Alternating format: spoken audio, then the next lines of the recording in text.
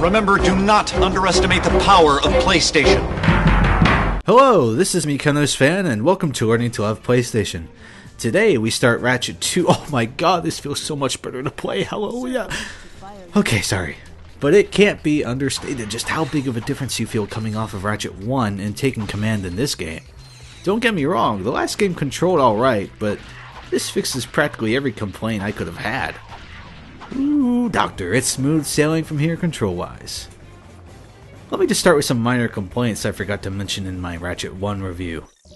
I didn't remember to discuss the lack of pause in the radio menu while switching weapons. That was okay since you could always manually pause the game and switch weapons that way. 2. I completely neglected to mention the checkpointing in Ratchet 1. Or rather, the lack thereof. It's just unforgiving. I felt so validated hearing the Insomniac president call the checkpointing system draconic in that game. Thankfully, both of those are fixed in this game. The action comes to a helpful halt when switching weapons on the radio, and checkpointing, while not perfect, is quite serviceable. Okay, that's out of the way. Let's just start with the gameplay in general for a change. Ratchet and Clank 2, played here on the PS3 collection like last time, advances Insomniac's goal to push away from the traditional mold of a 3D platformer. Really, they never wanted to go with that description in the first place, but when people outside the office call it that and it sticks, what can you do? There's still some platforming to maneuver around, and it all feels so much better to perform, don't get me wrong, but more than ever, it's all about combat. Largely the weapons. Lots of weapons. Oh boy, the weapons. I'll cut to the chase. There are tons of weapons. Continually using a weapon allows it to upgrade. Upgrading is very good and very fun. The issue from the last game of the wrench being overpowered is fixed, and really you should only ever use the wrench for destroying boxes and scenery, unless you're doing some kind of weird wrench-only challenge run. The weapon system is just so good. Everything has just enough ammo to be useful, but not so much that you become too dependent on any one weapon in the early game. They're distinctive, appealing, and you'll want to experiment with everything and upgrade those other weapons because you just keep feeling more and more badass the more you do. The bouncer, man! The bouncer's where it's at, just look at that! Hell, with my playthrough, I didn't even get to every weapon in the game. Hell, you can get some weapons from the last game just by reading your save file. They don't upgrade, but if you're like me and have trouble letting go of the past, that option is there for us. I could go on all video about these weapons, but since I'm currently typing down the last few sentences of this paragraph, I won't. We'll just leave it at this. Most Ratchet fans I've talked to think the weapons peaked here. Mixing things up from exploring planets and destroying things are special side events such as running around the planet destroying things as returning Giant Clank, running around an arena destroying things, racing around a planet and trying not to be destroyed by things, running around planets collecting crystals by destroying things, etc. And you know, when you say it out loud like that, it sounds really boring and repetitive. But it's really not. Almost everything you do in going Commando feeds back into your upgrade system, reinforcing that satisfying gameplay loop. Things such as races and crystal gathering for bolts just make for a nice distraction. Space battles are back, and while not something I ever looked forward to, they were neat enough to make for one of the more interesting breaks from the main game. Frankly, Ratchet 2 has so much going on that I feel like I'm forgetting a whole lot.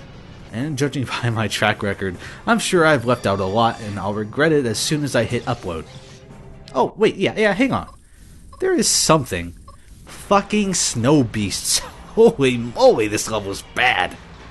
The guy in charge of the level knows it's bad. They give out awards at Insomniac every game for the worst thing to ship in the game, inspired by this level. And I'm not joking. That guy co-created a Let's Play of the game on YouTube and talks about making the level and talks about how that award came about. It's really entertaining, and I'll link to it in the description below.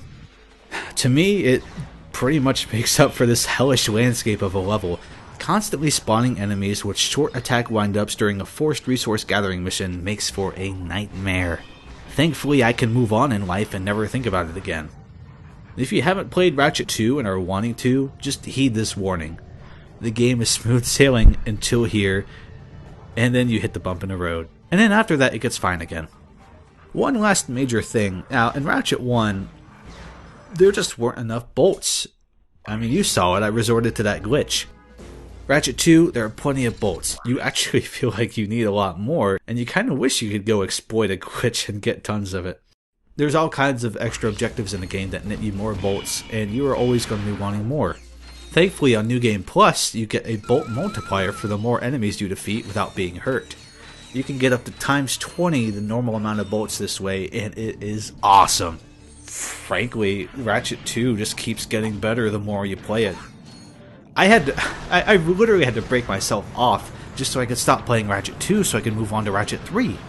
All in all, pretty much everything about the gameplay is better. It's really hard to just... I'm sure you could, but it's really hard to just point to any one area in the game and say, oh, Ratchet 1 did it better. It's just so good this time around. So with gameplay feeling exponentially better a year after the first game, I posed the question I'll immediately answer. Has the game's plot and writing improved as well? I'd say yes. The first game had characters that made me grin and a few lines that made me chuckle. Ratchet 2 brings with it a well-rounded cast that had me laugh out loud quite a few times and chuckle for the rest of it. Really, where Ratchet 1 was kinda charming and a little sincere, that's a nice way to put it, Ratchet 2 just really ups the ante in every way. Things pick up sometime after the first game. Ratchet and Clank are heroes, and are kind of bored, and during an interview are whisked away to help Abercrombie Fizzwidget, the CEO of Megacorp. Fizzwidget tasks our heroes with retrieving a cute little thing called the Protopet. I'll keep the plot summary light this time around. The Protopet is very evil. Ratchet and Clank team up with Angela Cross, another Lombax, who informs our duo that the Protopet isn't quite the perfect pet Megacorp is advertising it to be. At the end of the game, spoilers, it turns out that the Mr. Fizzwidget running the show as of late was actually Captain Quark, desperately trying to make a situation for him to repair so that he may regain his heroic status. Needless to say, that fails and all is set right when the Protopet menace is quelled and the real Mr. Fizzwidget resumes his position. From a distance, it's an interesting plot structure for a kid/all-ages focused game. You don't quite have a main villain you're chasing around like the first game, and you really don't even know why everyone in the galaxy wants their hands on a Protopet for hours. It speaks to the game's quality that I didn't even really care about or realize those things until reflecting on the game. And I'm usually someone who likes having a clear villain established early in games. So good on you, Ratchet 2. Ratchet and Clank Going Commando is the kind of game where it's just easier for me to shut up in this review and tell you to play it if you haven't already. Don't be a fool like me and pass on a good game for years. Heck, if you've already played it, go give it another go. It's still a fantastic game. I'm really starting to see why this series is so beloved, can you tell? So anywho, next time, on my personal channel, I'll be tackling a non-PlayStation game, Paper Mario: The Thousand Year Door. If you're watching on FTCR, the next video you'll see from me will be Ratchet and Clank Up Your Arsenal once I'm done with Paper Mario. Thank you very much for watching, and I'll see you next time on Learning to Love PlayStation.